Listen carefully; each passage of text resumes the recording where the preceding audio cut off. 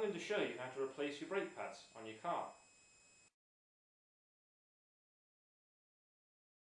The prospect of repairing brakes on a car may seem very daunting, but there are surprisingly few tools needed to do it, and any amateur mechanic can easily undertake this task. Now, the first thing you'll need is the replacement pads for your vehicle. Most automotive suppliers can supply you with these if you tell them the make and model. You will also need a pair of water pump pliers, a pair of long nose pliers, a flat bladed screwdriver, and you will also need some copper grease to stop the brake squealing.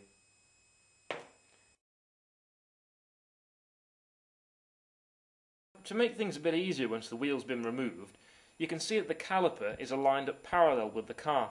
Now it's going to be hard to work on it there, so if I turn the steering wheel so that the caliper, this part of the brake, is facing outwards, it's going to give me a lot more room to manoeuvre.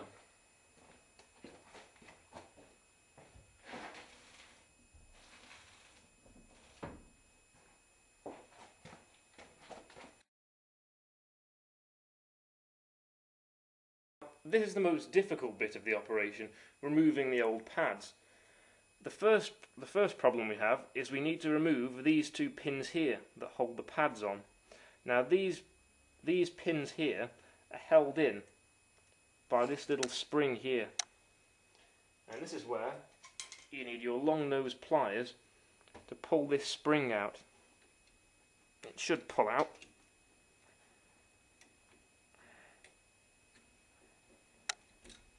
From that end, and I've noticed here it goes under the M spring, so we need to remove the M spring from the pads like that.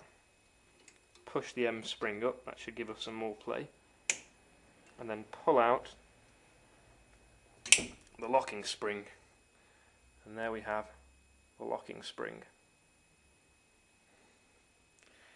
Now that these pins are free, they should pull out. But the problem is that we need to get a grip on these to pull them out. So you may have to tap them in from this end, and they should pull free. If not, we can use the water pump pliers and just try to pull them out.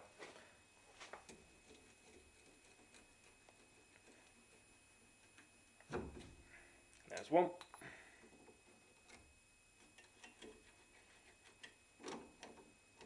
Once these are pulled out, the M spring should be free as well.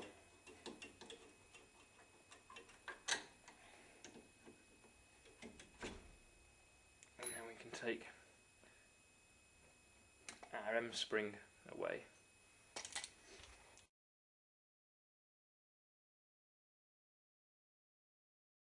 Before we try and push the piston back into the cylinder, we need to check, before we push it back, that the master cylinder of fluid in the car here is not already full, because if the master cylinder is full and we start pushing this piston back in, it's going to overflow and we'll end up with brake fluid everywhere under the bonnet, so we ought to check that first.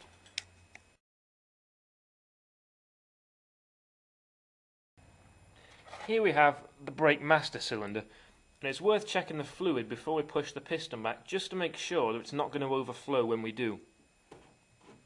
So if I unscrew the top here, we can see that the fluid level is fairly high. Now this isn't going to get any lower when we do this, it's only going to increase, so it's worth taking some out now so that we don't have problems in the future. Now brake fluid is very corrosive, so it's worth taking some rags here and just line them around the area, just in case we should spill it. Now some people have syringes, I don't have anything as fancy as that. I simply have here a cap from a bottle, and all I'm going to do is I'm going to scoop out some of the fluid and stick it in a container here, out of shot for disposal. Now we should never let the fluid drop below the minimum level, as it's possible to get air in the system.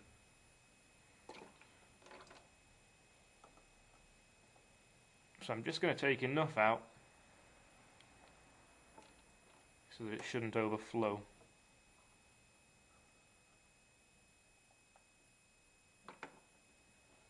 And here we have it. We can always come back and we can always check it.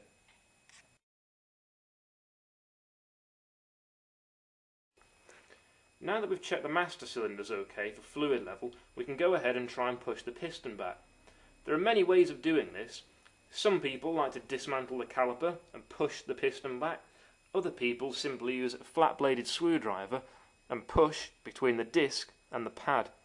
This is a bad idea because it can cause damage or scoring to the disc, and we don't want that. So I've noticed on this caliper we've got some flat spots here where those bolts were we took out earlier. And if we use the water pump pliers on a fairly wide grip, we can push here.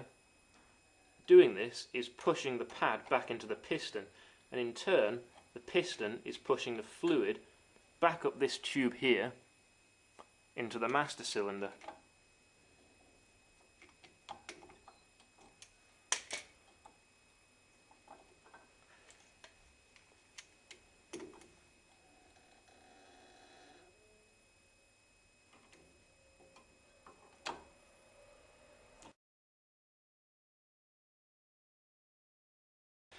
And now we should be able to simply remove the pads. You can see there isn't a lot of meat left on that. Now here's where I can show you the difference between a fixed caliper and a floating caliper. This caliper floats. You can see here, if I zoom out on the camera, that the caliper is not actually fixed. The caliper floats. The advantage with this is that this can take into account imperfections in the disc here. If the disc is off center, this will take that into account and put even wear on the pads, whereas a fixed one will not. So you can see here the caliper floats back and forth on these pins here behind. Now that we've got some free play in this, we can push the caliper to the outside and remove the outer pad. Now the outer pad is quite stiff in this one. I've done the other side of the car earlier, and it might need some persuasion to get it to come out. A bit like that. Here we have the other pad. Now there's a fair bit left on that. Not a lot, but enough. It's safe to drive with that. But you can't just replace one pad and not the other. They have to be replaced as a pair, and you have to do it per axle. So I'm doing the front here, I have to do the other side as well.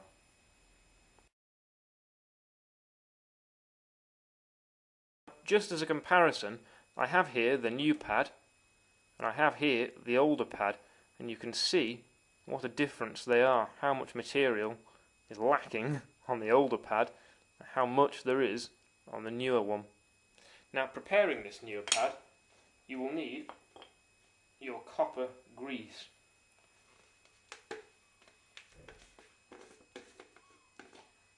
And you want to take a rag, such as this one, and just get a dab of this stuff and rub it in on the back, not the front, the material side, the back of the pads.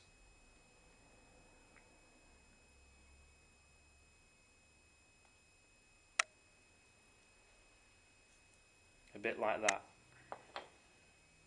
And the same for the other new pad.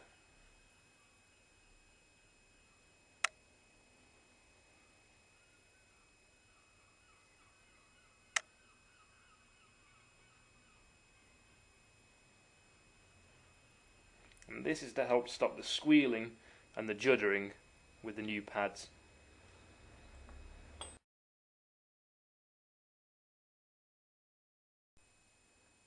Now, inserting the new pads shouldn't be any more of a problem than removing the older ones. You want to start with the outside pad and insert it with the friction material facing the disc.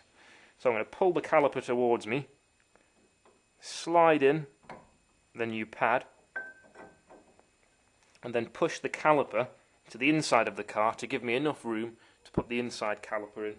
You can see here on the inside caliper there's the wear spring, and what that does is when this thing wears down, that rubs against the inside of the disc here and creates a high-pitched squealing noise to indicate that the brake pads are worn down and they need replacing.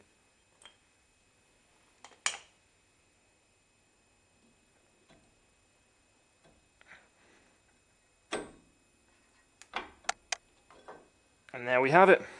The new pads are installed.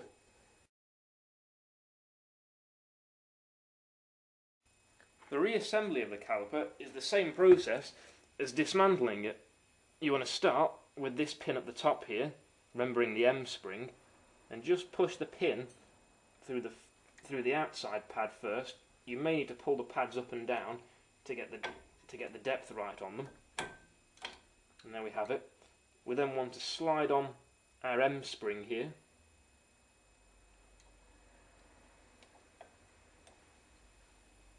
Making sure it is the right way round. I want to push the pin through further.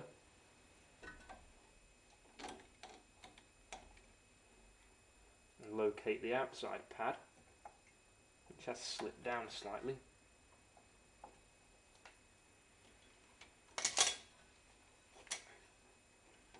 Pain in the backside. There we have it. And slide that pin all the way through to the side of the caliper, and do the same on the bottom one here. Sometimes helps if you turn the pin like that. Once those pins are in place, you want to put in the locking pin. That should simply push into these small holes, but you should check that these holes are actually aligned first. It can be a bit of a devil. Line them back up again, especially if you didn't check that they went in straight like I did. There we have it. I'm going to slide in this pin here.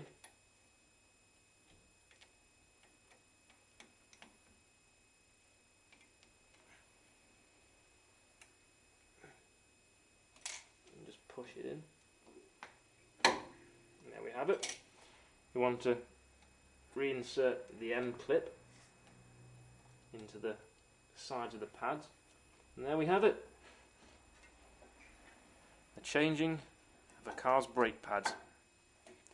The slack will be taken up of that when you first use it, and it's as simple as that. Have fun.